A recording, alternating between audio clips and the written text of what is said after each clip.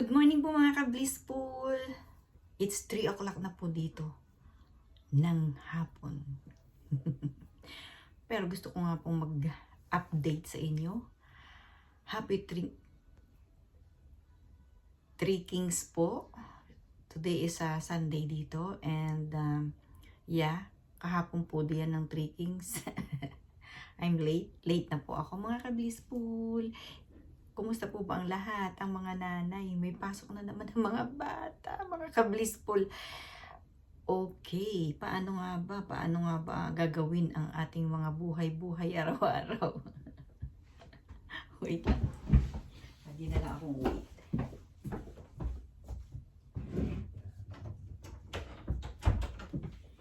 Pero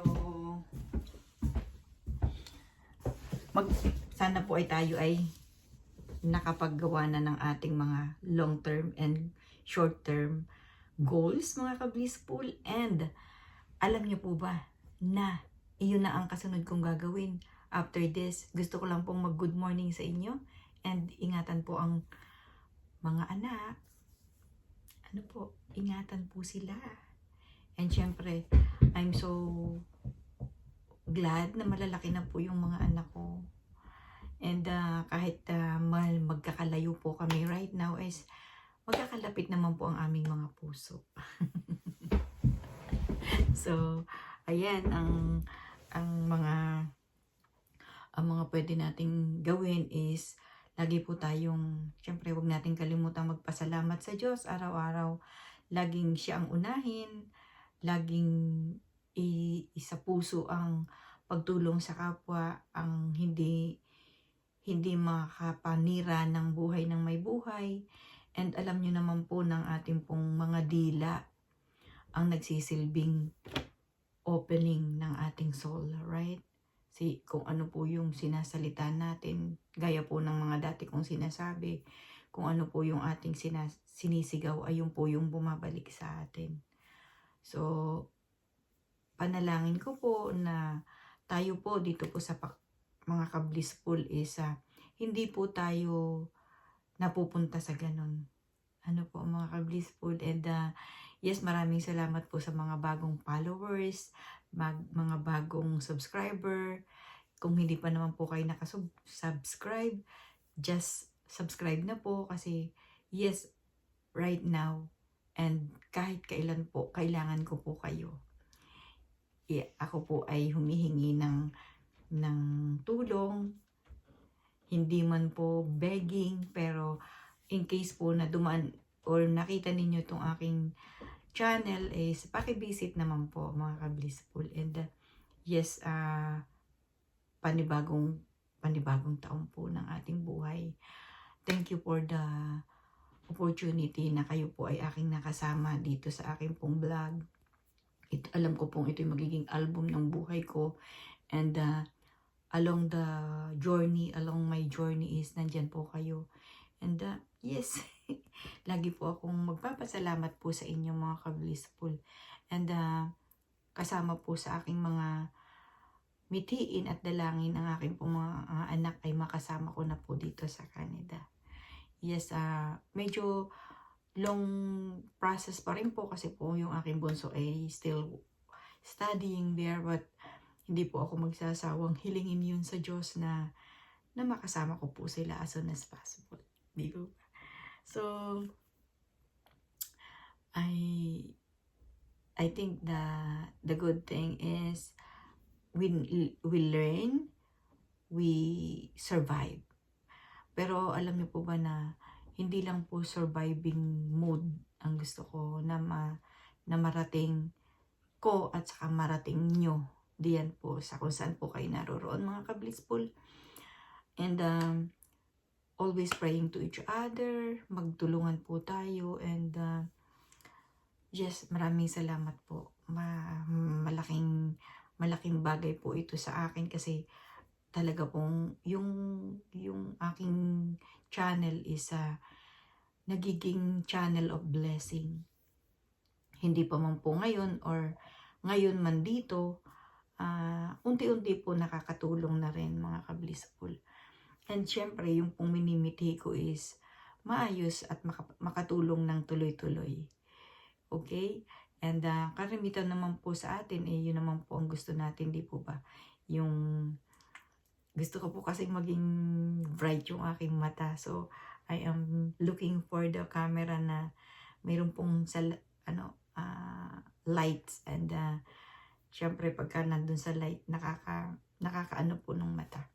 By the way, hindi po ako magsasawa nga po na pasalamatan kayo mga ka-blissful. And may mga gusto po akong ibahagi tulad po ng yan po, kauna-unahan yung pong pagsunod sa mga utos ng Diyos. Kasi yun naman po talaga yung kailangan natin, di po ba? Bago ang lahat, yun munang kailangan natin, ang siya ay pasalamatan araw-araw. Paggising pa lang natin, maraming salamat po kasi ako'y nagising uli, di po ba? And pangalawa, yung pong health natin is wala po tayong iniindang sakit. And yun po, yung pamilya natin is intact. So, and then the second is, yun po, yung pagtuturo ko po ng step by step na paghawak ng pera. Alam niyo po ba kaninang madaling araw, like not madaling araw, 8 o'clock po dito, mayroon po akong kausap na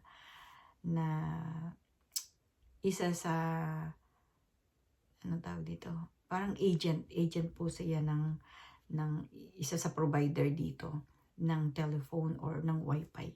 Pero yun nga po, sila po ay nandiyan sa Pilipinas. And biruin nyo, sa itong araw na to, na-inspired ko po ang isang batang-bata pa na 24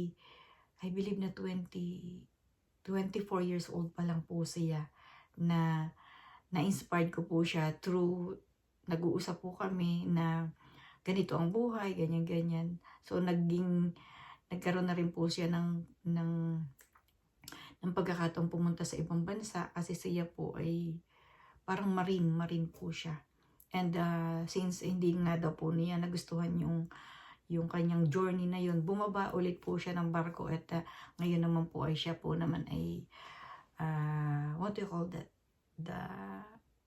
Nakalimutan ko yung term. Pero yun po, ang haba po nung pag-uusap namin, almost an hour. Kasi ayaw po niya akong i-let go or natututo po siya dun sa mga tinatalakay ko or yung pong i-share ko sa kanya through yung pong aking experience at yung magiging experience pa niya. Pero sabi nga po niya, ano nga daw po niya yung araw na yun since diyan po ay gabi. So talagang sabi niya ang hirap pong paano po ba mag-ipon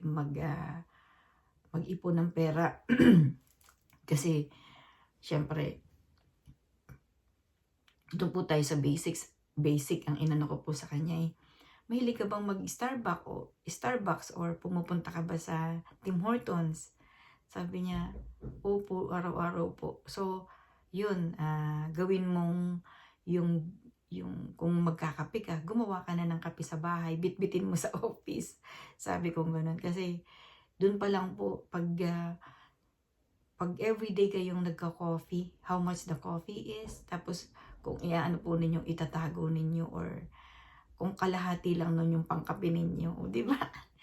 Yun pa lang po yung basic. Pero pag, syempre, ang isa pong pagtuturo is, like grade 1, naging grade 1 ka, naging grade 2, grade 3, grade 4, grade 5. Yung grade 6 mo, complete ka na, di ba? Yung mga mahihirap sa start, right? Yung start lang po naman yung pinakamahirap pero pagka po naunawaan ninyo na yung anything like business, pag naunawaan ninyo na yung basic, yung kaya nyo nang gawin, is okay na po yun. So, sabi po niya, ipapalo daw po niya ako sa YouTube since bawal po yung other than another topic dun sa pero I think na po niya, nakuha po niya yung ating YouTube channel and sabi po niya, hahanapin daw po niya ako. Biro nyo, isang tao lang, isang tao lang yung nakausap ko na ganun.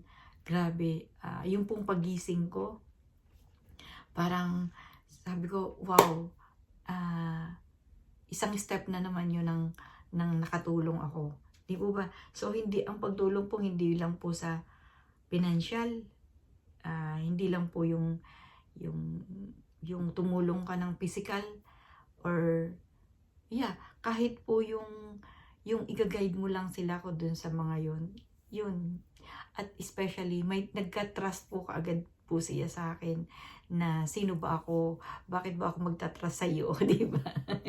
So, trust po talaga yung una. Kasi, at saka yung, kunyari, may mga nakakausap kang bago, tapos, agad po silang nagbibigay ng trust sa'yo. Nakaka-overwhelm po sa puso na, hindi ko pa nga sila kilala, hindi ko pa nga sila nakikita, pero, yung voice, napakaayos po yung pakikipag-usap mo ng malumanay, yung parang hindi ka nagdidikta sa kanila. So, nakikinig po sila, mga ka-blissful. May mga strategy din po siya how to talk to the people, right? And during yung pong aking pagiging medical professional is marami po akong natutuhan doon. And hindi ko po siya ini-erase sa akin pong buhay kasi ang dami ko pong natutuhan doon. Okay? And yes, 'di ba yung makatulong ka sa isang tao, yung ma-inspired mo yung isang tao na yun. Very good po yun sa isang araw. Blessing po yun sa akin, mga ka-blissful. At hinihingi ko po yun lagi sa Diyos. Ako po ay turuan niya, guide po niya ako how to speak, how to think, and how to do it in my life, in myself. So, yun po ay, kumbaga parang nabuo na po yung buong araw ko, mga ka-blissful. And I did my things. Nagluto po ako ng pancake ulit. I have a lot of pancake na iinit ko po yun pagka gusto kong kumain. And yung luluto pa rin po ako mamaya ng magka-carbonara po ako. And then, yes, ganun. And di po ba lahat naman tayo may sariling buhay. Hindi po tayo nakikialam dun sa buhay ng may buhay, di po ba? Well, pag humingi po sa atin ng tulong, edi kung maitutulong po tayo, itulungan po natin, di po ba? And like yung pong mga kapitbahay, dito po kasi sa amin wala po akong kapitbahay unless ako po ay makikipag-communicate dun sa mga nasa bayan or nasa city. And then, yes, kaya po ako nagkakaroon ng kausap. And right now, may kausap na po ako, mga ka-blissful. May kausap na ako at kayo yun. Parang, pagka po medyo namabilis na yung salita ko, may mga sakit na po dito. Nagkukulang na po sa hinga. Kailangan ko pong huminga.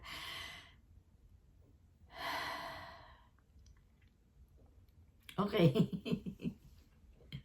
And kayo po mga nanay, kayo po diyan sa ibang bansa, kahit saan po kayo nandun, ako po ay nandito sa Canada, and kayo po ay nandiyan, kung saan man po kayo, kung kayo po ay nasa Pilipinas, kung kayo po ay nasa ibang panig ng mundo. Good morning po, mga ka-blissful.